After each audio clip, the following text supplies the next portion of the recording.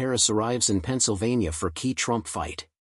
In the tense U.S. presidential election of 2024, Kamala Harris landed in Philadelphia on the night before her first, and maybe only, debate with Donald Trump. The showdown could be a watershed moment in the heated race between the former president and the vice president, who are running against each other in a vice presidential election that begins in less than 2 months.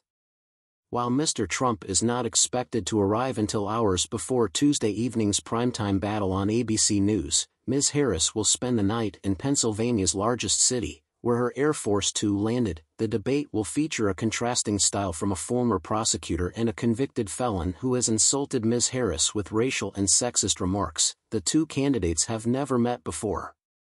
Asked about her strategy for dealing with Mr. Trump's attacks, Ms. Harris told radio host Ricky Smiley, "There's no floor for him in terms of how low he will go, and we should be prepared for that." An interview that was televised. "And we should get ready for the reality that he is likely going to say a lot of lies," she chimed in.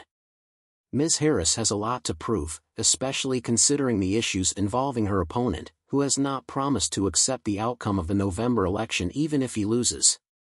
She needs to reach out to those who aren't familiar with her policies if the 59-year honeymoon after succeeding in age Joe Biden at the front of the ticket is to continue. With the release of her campaign's policy page, which included everything from unions and cost of living concerns to healthcare, she dealt with the mounting pressure. With a mixed-race contender challenging him for the presidency and calls for him to tone down his insults and aggressiveness, 78-year-old Trump will face unprecedented scrutiny. On the other hand, he has debate experience under his belt, having participated in 6 previous presidential debates. His measured response to a collapsing Joe Biden in their June encounter was brutally effective.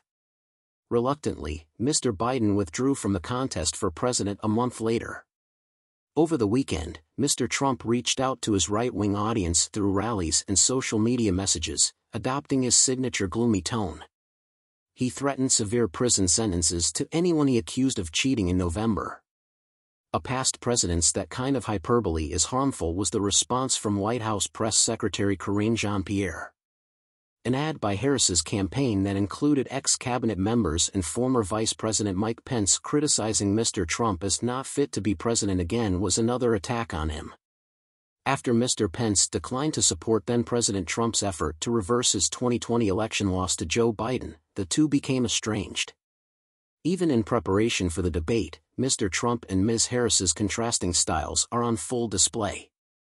For the better part of the past 5 days, Senator Harris and her staff have been holding intensive debate practice sessions in a Pittsburgh hotel. Pittsburgh is located in the pivotal swing state of Pennsylvania. Reports indicate that Mr. Trump, who narrowly escaped an assassination attempt in July, has opted for a more laid-back approach, attending only a small number of sessions.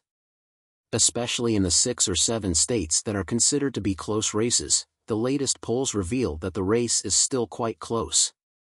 Mr. Trump has a slim nationwide advantage against Ms. Harris, according to a recent New York Times/Siena survey, 48% to 47%, which is within the margin of error.